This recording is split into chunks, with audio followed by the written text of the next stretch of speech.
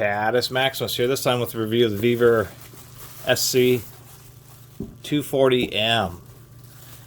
This is one of their better quality thermal imaging cameras, and this is a promotional product. I do appreciate them sending it to me because decent versions of these aren't cheap. It was well packaged. It was sent in a double wall cardboard box, packaged in bubble wrap, and then it has this actually pretty nice cell phones, like cell phone style box. It's the easiest way to describe it.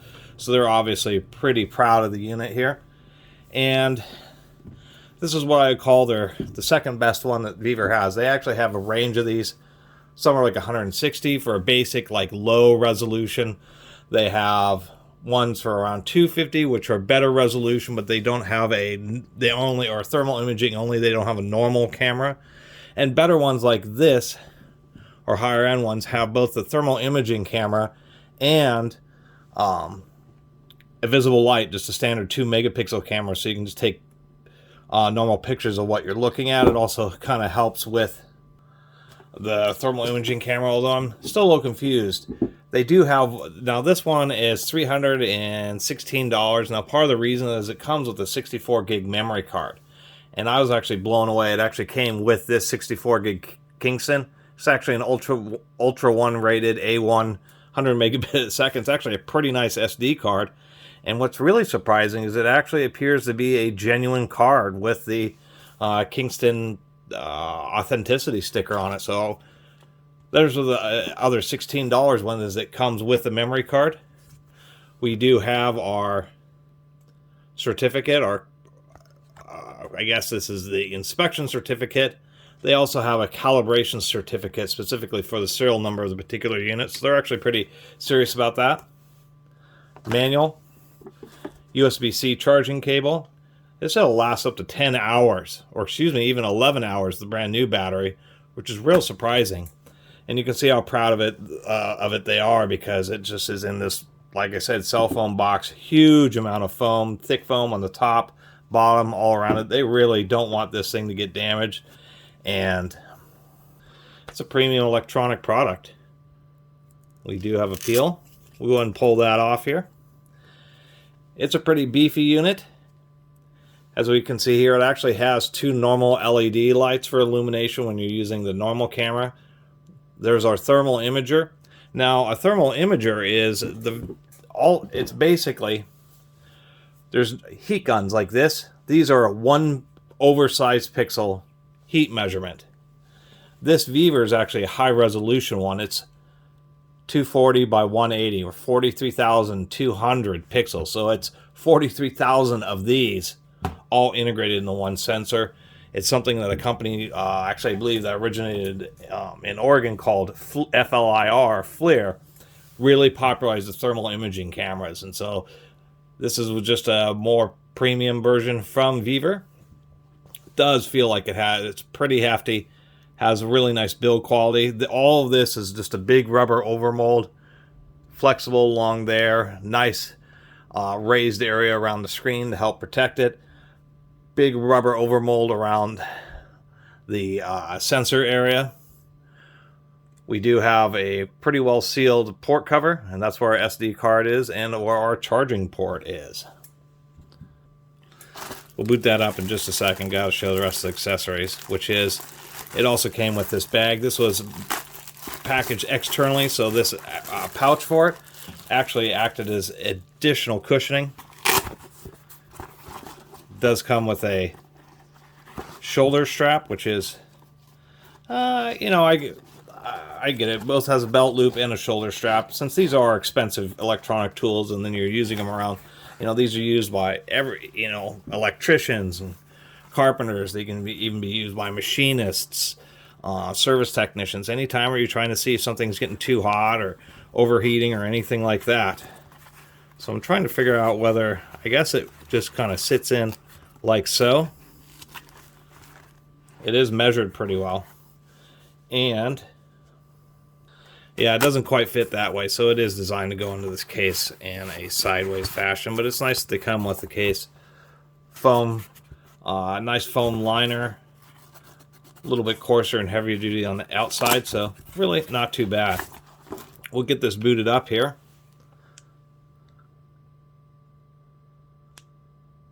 and it takes a minute. It does have a custom firmware on it, as you can see, Vevor. Apparently they're changing their color to orange, so it's funny that this one's still yellow.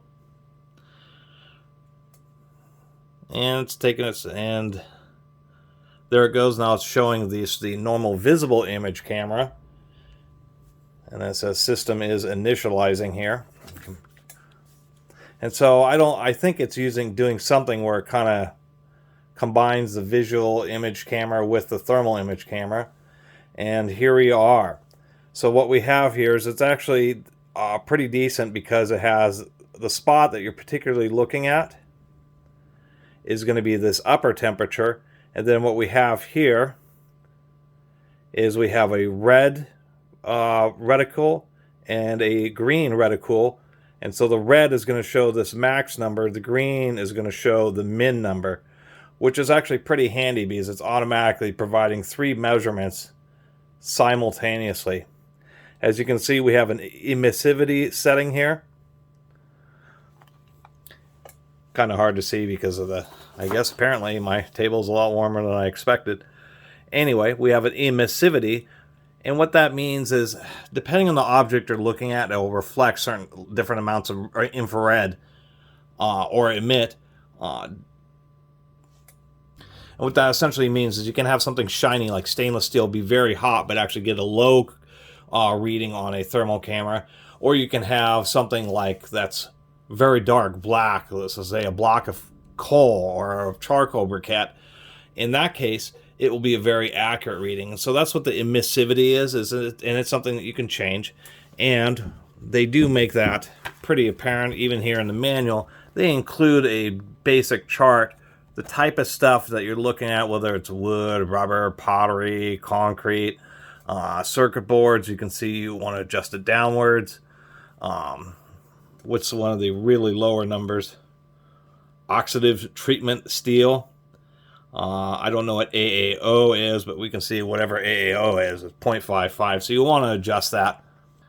And then you'll get more accurate temperature readings. Now this is a pretty decent unit. It has 2 different ranges. It will go from about -4 degrees Fahrenheit to 260 degrees Fahrenheit, or it has a high range of 260 to 1,000 degrees, which is really pretty neat. Now if I go into we have these viewing modes, and this is part of where it uses that visible camera. This is what they call a fusion mode. There, now you can probably see a little bit better. So we have simply the thermal imaging camera, which the camera on the phone isn't doing its justice. It's not quite as blown out as what the phone is showing. I wanted to show the fusion is actually showing a combination. Basically, it's showing the visible image camera, then an overlay of the thermal camera, which is kind of interesting. We have this PIP mode. I need more light for this, which is actually really pretty interesting, because this PIP mode, what it's doing is it's showing you an overlay of the visible image camera, and then whatever's right in the middle is going to give you the thermal imaging, but it's actually still using the thermal imager. As you can see, it's kind of, the little reticules are still floating around there, just straight visible. And I don't know what the alignment mode is. I'll have to take a look at that. I had to check, actually in PIP mode, these reticules aren't randomly floating. It's actually using the thermal camera. It's just only showing you the thermal color image in the middle and showing you visible around the outside edges, even though it's still capturing the entire thermal camera image. And so that's the big deal about this. And what else do we have here? Yeah.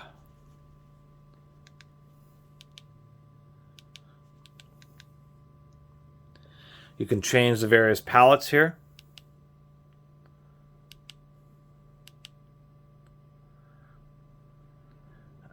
This rainbow palette is what you'd see in the movie Predator, which is kind of interesting. So redder colors for hotter, blues and purples for colder. So I think that's kind of neat. You can also just do black and white, kind of like an infrared camera, whether it's standard or inverted. Usually do quote-unquote the iron mode.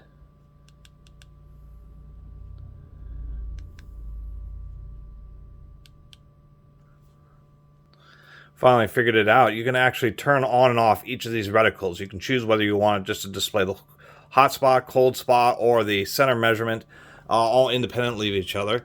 And then, of course, there is just a bunch of settings in a tool like this. Don't really understand quite. There's your emissivity. I don't know what this temperature, I don't know if that's, you're supposed to set the ambient temperature. You have this distance, which is, I guess, the average distance that you're from the object. The manual, I'll have to say, isn't super great about some of this stuff. So you, which is a bit of a shame, because to tell you the truth, there is just way too many menu items in this device for a manual that literally is notes for safe use, and then quick basic operations, and that's it. And unfortunately, with Chinese documentation, we do have the SC240M, but what they've done is they've gotten a little bit confused, because some of the features here, like all the different color modes and like thermal fusion and image modes, it's saying is only for the H model, but clearly something like this is the M model.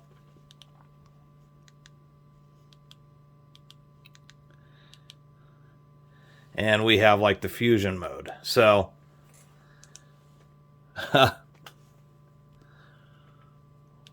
someday they'll improve on that.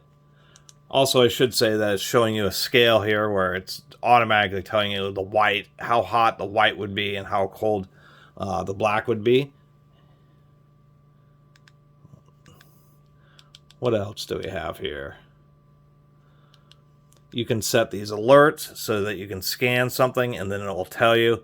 It will actually alert you and even blink flash these LED lights to let you know that it's found something that was one of those particular temperatures, which is pretty cool.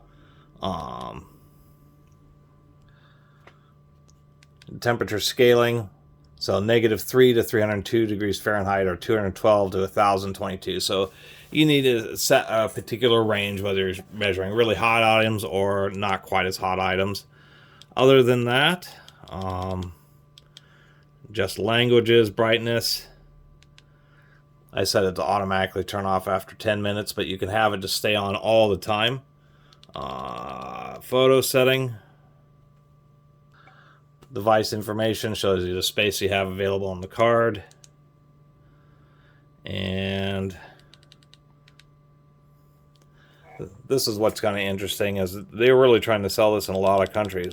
We've got a ton of different languages in there. Pretty surprising. Anyway, so I believe if we take a photo in this mode, it just takes a photo of whatever you see on the screen. Let me do it this way.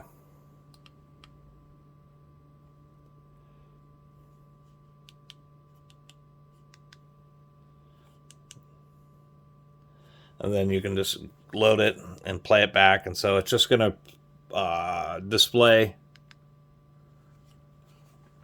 whatever's on the screen is what it's going to save in the photo mode. And that's what the trigger's for. You can pull the trigger from wherever you're at in the menus just to go back to the normal mode. And actually, when I'm looking here, we can see that it thinks this is really hot, but that's actually a shiny chrome metal leg from the tripod, so it's reflecting more light.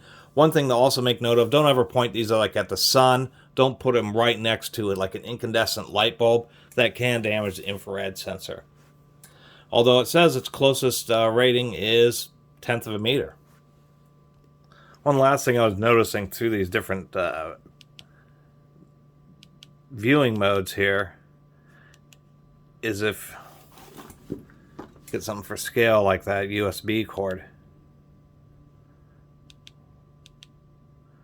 When you go into visible, it's giving you the full 2 megapixels, but when you go into these other modes, like the fusion, it actually reduces the, it basically zooms in on the visible image so that it matches the resolution of the thermal camera. Anyway, as you can see, I mean, it's really, it says it's only 20 hertz, so it's 20 times a second, but it's certainly plenty fast updating. Don't know really what else to say. Really went over the details. I'm actually surprised. These things have been around for 10, 15 years or something, but they have always been notoriously expensive. And the cheaper, like FLIRs, has had like a tiny little screen and very low resolution.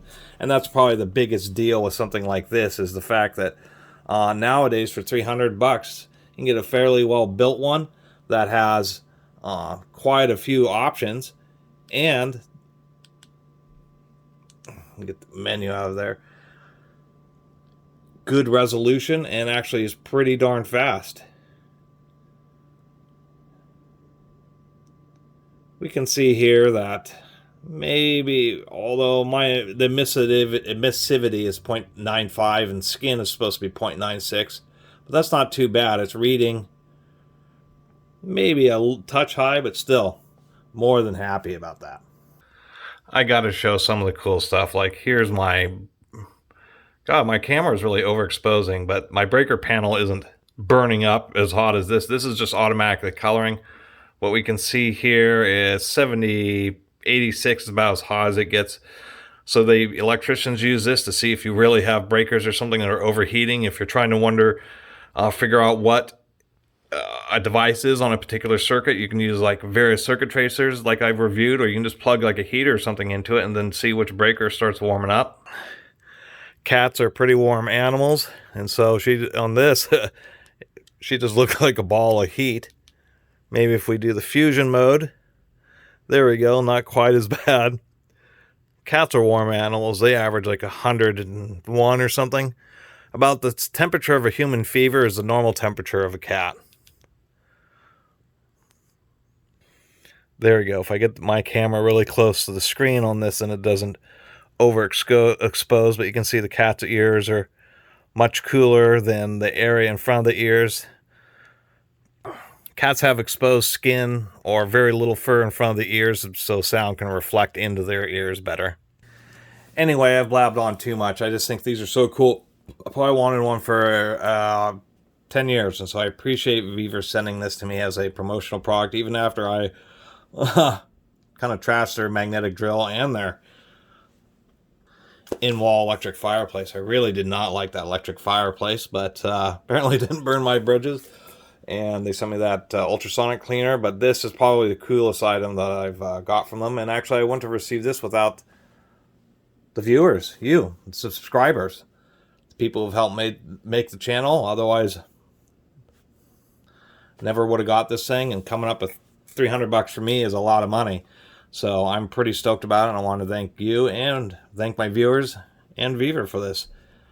And not a lot else to say besides, for $300, you know, one of these modern ones, really good resolution, really pretty fast, and a lot of different modes. It's really cool for it just to be able to easily, you know, take a photo, and then go in the visible.